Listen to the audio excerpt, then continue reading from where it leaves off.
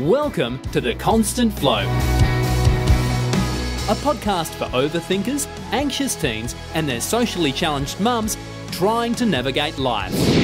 Meet socially awkward mum, Sam for short, an introvert faking extroversion. Her kryptonite is small talk. Sam's a wife, mum, teacher, and filmmaker, trying to balance all roles and still be her. She loves New Kids on the Block, essential oils, and believes that TV is life. Her podcasting partner in crime is Anxiety Boy. Let's call him AB, deep thinker, burner of midnight oil, and constant replayer of moments and conversations already past and long forgotten by others. AB is a Green Day idiot with a gaming heart. Welcome to the first episode of The Constant Flow. Constant flow. First episode. Get really close to the mic and whisper. I'm Sam, socially awkward mum, Sammy.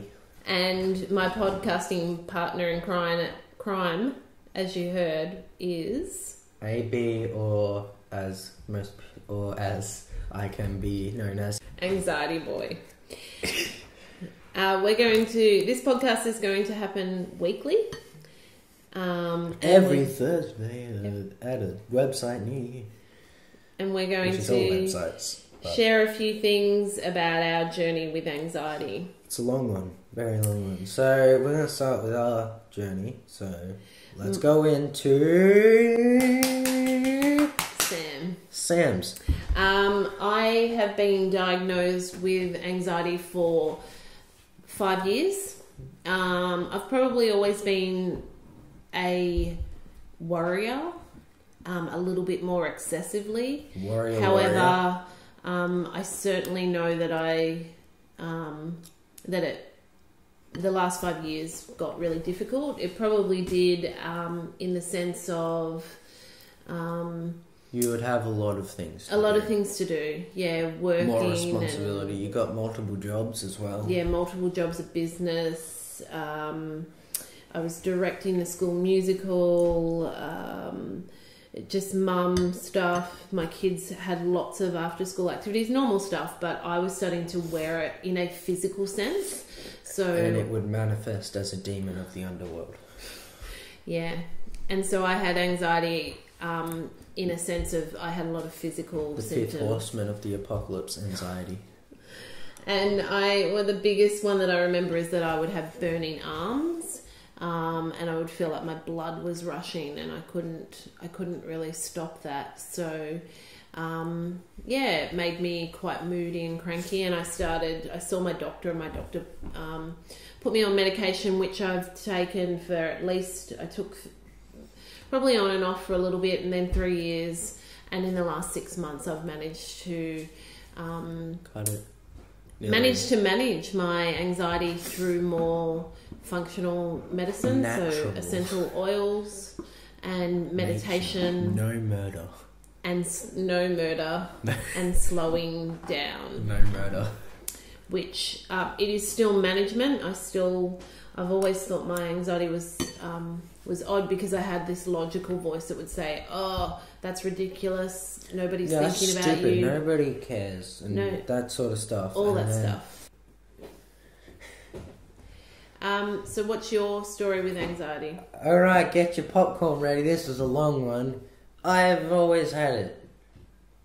Probably. I've only been diagnosed with it for a year and been diagnosed with ADHD for like a couple months. If that. And I got on the medication last year. For anxiety. I haven't got any ADHD medication as of yet. And I've been very bad at taking it every day. And why are you very bad at taking it? I've been sleepy. Yes. I've been sleeping in a swag because of issues with trying to get a bed to our house. Yeah, but we've got that now. We got it now, so I should be sleeping better. And so, and sleep is one of your nemesises. Nemoctopi? It's one of the things that you struggle with, isn't it? Yes. So you are often up late And so then when you're hard to get up, which is a typical teen thing, but probably a little bit more exacerbated with you. Especially now that I got a more comfy bed. I don't know why. So then when we tell you to take your medication, sometimes you forget. Sometimes I forget. Yeah, I'll be sleepy. I shouldn't be forgetting that much. Do you think that your medication is... It definitely helps. The days that I forget it, my quality of my work is a lot worse. I don't even do it sometimes. Yeah. Why's that? I think because my mind gets all cloudy. Yeah. Foggy and that sort of explanation. Okay, and we'll explore those explanations and your symptoms and my symptoms as we go on. But first, I want to tell everybody listening how we came up with the name, The Constant Flow. The Constant Flow. It came from ABC's psychologist. How often do you see the psychologist? I just realised something. Twice a month. Twice a month? ABCs. You're hilarious. I know. So AB visits a psychologist. There was a period of time last year where you weren't, but once there was some change at school, moving to a new campus. Yes. And she felt that you should come back, and then she's booked several more. So obviously still got the anxiety going. It's never leaving. It's eternal. Fifth horseman of the apocalypse. And this is possibly true, but our journey in life is to learn to manage it and live with it, and it not be an excuse, isn't it? Yeah. Yeah. I couldn't use it as an excuse if I didn't get it diagnosed. This is true. You could use it. I don't know what you just said. I couldn't use that as an excuse if I wasn't diagnosed, and I haven't been diagnosed my whole life, so why would it be an excuse now? True. So, we're going to go into why it happened. We're going to talk why the poet. So, yeah, AB came home from this particular psychologist appointment, and I don't often ask what... I sort of might say, well, did you talk? What did you talk about? Did you feel good? But I don't ever expect him to tell me what he's spoken about, because his psychologist appointment, Secret. his time... Top secret. Top secret. But what I do... what he did tell me this day was that he came up with an analogy, and when he shared this analogy with me, it really made sense, because as a teacher I hear a lot of people saying, oh, I've got anxiety and I can't do this, and oh, that kid's got anxiety and this kid has anxiety and everybody has anxiety. And I'm really passionate about understanding that anxiety and stress are two different things. Anxiety is not the same as stress, and vice versa. Well, yeah. Anxiety is kind of stress on the next level. Yeah. And so can you tell everyone listening about what the constant flow means? Hi everyone listening, I'm going to tell you about what the constant flow means. Okay, the constant flow... Come on, be serious. Okay. It came from an analogy, I think you said that I made about buckets, and stress buckets to be particular, with a coat across the top of the bucket being a stress barrier. And once it gets past that, that's something that you heard at school. Yes. So the stress bucket, the stress barrier thing, and what's happening to it was my idea. But the stress bucket was something my teacher said, and it would get filled, which gave me the idea for the analogy that I came up with. So you'd have two buckets, one being the norm and one being me, Senior AB. And for most people, for the norm, as it were, it would be quick bursts, but then it'd be gone. Like a splash. They'd get quick splashes throughout periods of their life. Like when they go through puberty, when they go through stress, money, exams, trying to get into jobs, moving out. But for me, it's always a constant flow. And let me tell you, it's not one of those really like short flows. It's like when you turn the bath thing all the way, and it's just like, pooh. It's like water torture. Yeah. In the old days where they'd do the drip. Yeah. Drip. So you feel like yours is just always present. Mm-hmm. Which as a mum makes me really sad. Could be like the demon hunters in WoW. they have a demon inside of them that they have to contain. Mine is Your anxiety. anxiety. True. Okay, so that's where the name came from. So we decided to, because the podcast is going to focus on anxiety and living with this and living with anxiety and mental wellness and all of that sort of conversation, that discourse. Conversation. And we are sharing it with you. Yes, so we wanted to call it the Please constant don't flow. leave nasty comments. Please don't leave nasty comments. Please. Please. Please give me some rice. So we are Currency some what? of the future. Rice. It's the currency of the future. Okay. So we are going to get into our first segment, which is anxiety moment of the week. Anxiety moment of the week. All right, You have to have a voice break to make it anxiety. That was totally intentional. Okay. So I'm going to talk about mine. So I've started a new job. So it's not quite this past week, but it's been happening a few times lately. And I've started this new job, and so a lot of people don't know me, and they don't know. And new people is the worst. New people is the worst. It should be the easiest too, because it's like a fresh start. But all I can think is they don't know me, they don't understand my weird, quirky, question everything. The truth is out there. Yeah, so I keep seeing people and walking across. I'm a teacher, so I'm walking across the schoolyard and I see people in the distance. So, for instance, the assistant principal, and I'm like, okay, Damn people. be smart. Be smart. Look smart, and then you end up walking with your back slanted at a weird angle. And No, this is my anxiety story. You shush. yeah, it's like the drunk people. They try and look not drunk. So I'm trying to look smart, and I'm trying to think, okay, because my absolute worst thing in the world is small talk. I don't do small talk.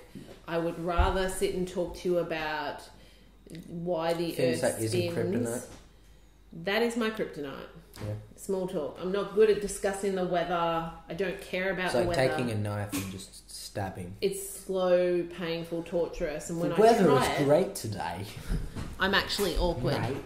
Won't get better soon. So, as I was walking towards, and I've done it a couple of times recently, as I'm walking towards this colleague, I think, okay, all you have to do is ask them how they are.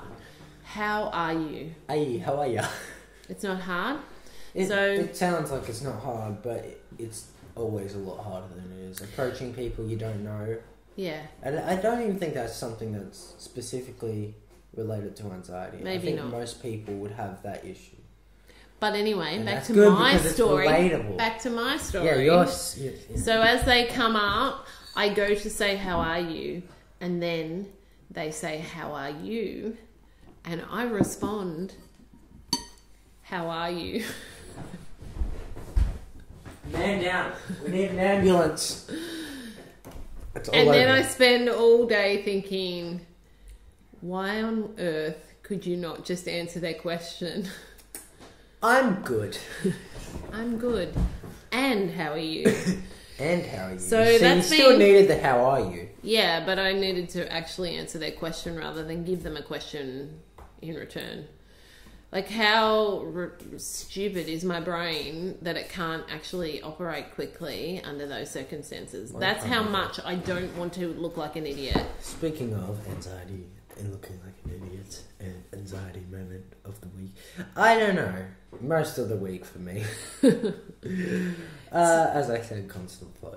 But if I was going to pick something, it would have been probably me. Yesterday, I had an argument with some people, and I got a little bit teary-eyed. Who were the people? It's not important. It's not important. It's not important. Who are the people? It's not important. Could possibly be someone that starts with the name S. Letter S. Not Or name you S. call mum. I don't know. Yes. That could possibly And be. then what happened? Anyway, I was worried about going into drums and having, being teary-eyed, and then they'd pick up on it. And my drum teacher did pick up on it, but he was Did he say anything? yeah, he actually did. I don't think I told you that. Oh, what did he say? Oh, it's like he's going to be alright. He didn't know that was like a joking way of doing it, but he didn't know what it was. I just said it was some family thing. Okay. Yeah. Because you clearly did look upset. I tried not to. I tried my best not to, but it didn't work. Yeah, you'd been crying and stuff, so... You could see my eyes. You could see your eyes. So there's our anxiety moment of the week. Our next segment is called Ask Me Anything. Ask me anything, yeah. That's great. That's a wrap for that That's intro. it. That's that one. Okay. So we're going to take turns in this segment of asking each other anything. Sam and is we have going to to answer. start first. Sam is going to start. I So, have a AB, question. Hi. in my question this week for you, in Ask Me Anything, is if you could put one word on your anxiety or describe your anxiety in one word, what would that word be and why? Haywire. Crazy, chaotic, those sort of things. But I go with haywire Okay. just because I like it. Can you explain And I know what some it more? means. It's basically another word for chaotic. Error messages. And that's what goes through my mind. You think of the blue screen of death from a computer. If that was real, that's my mind. Okay, It's not functioning properly. that's interesting. Yeah. I've been sitting on that for like a week, waiting for this. Yeah, because I did word him up on what the question would be, but I told him he couldn't tell me. So I love it. That's deep. I don't love that you feel that way, of course. Deep. Deep. And what's your question for me? So, what is the worst part of small talk? Everything. It's too small to put a number on it. No, the worst part for me is the inauthenticity. Is that a word? Inauthenticity. No. No. It's the fact that it doesn't feel real to me. It's robot. It's cattle responding to the people. This is my... Sorry, I'm gonna just go. Yeah, it doesn't feel real to me. I really, I don't know if it's the drama teacher in me, because it's gotten worse. I wasn't always like this, so I wonder if it is the drama teacher in me. I really rely on being able to read people's emotions and subtext and what they actually mean, and asking people, oh, so how's the weather? Like, who gives a toss? Unless you're a farmer, you already know how the weather is. It's hot. You live in Mildura. It sucks. Yeah. It's hot. It's miserable. Well, cut that out and replace it with a No, that's fine. a post-recorded word of desert. Yeah, exactly. No, that's fine. So I don't like small talk because it's got no substance. I like substance. It's always hot where we are. Yeah. But I don't want to sit and talk to people about all things miserable either. I don't know. I just want to get through. What is miserable about it, though? Beg your pardon? What isn't miserable about small talk, though? Awkward. Like, Next which is socially segment. awkward. So Exactly awkward. we're going to do... This will be next week's anxiety moment of the week. What was your anxiety moment? Well, last week we were doing the constant flow. So now we're going to do a philosophy question of the episode. Philosophy. Philosopher. Can you do it in an accent? Hi, England. Philosophy question of the episode. So, What is it? is there a meaning to life? And if No. so, what is it? Okay, in my opinion, to serve as gears for the world. To serve as what? Gears. Gears. Yes. What does that mean? We all function to make the world keep going around. Wow. That's deep, man. Yeah. So, Well, we all have a purpose. You kill a fly, that fly had a purpose. The spider that killed the fly had a purpose. The spider makes sure there's not too many flies. The fly makes sure there's not too much crap all around. Okay. So that's the meaning of life. Yes, to serve as gears. To serve as gears for the world. Yeah. Okay. If we're not all there, you take out the spider, it's too many flies. Take out the fly, and then just be gross. So, okay.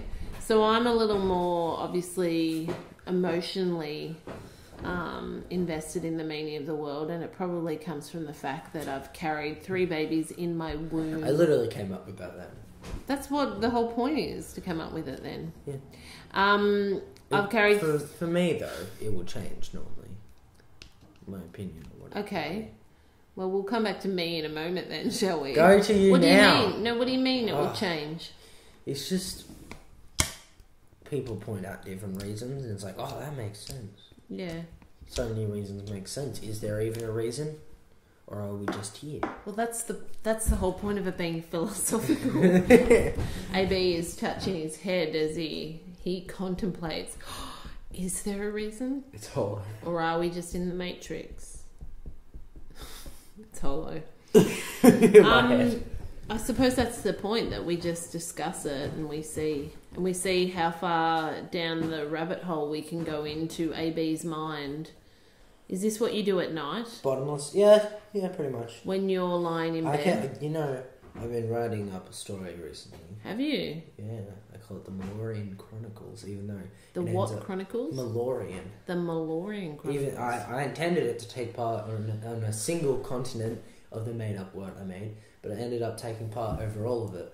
Geez, it'd be nice if you could submit that at school instead of poetry.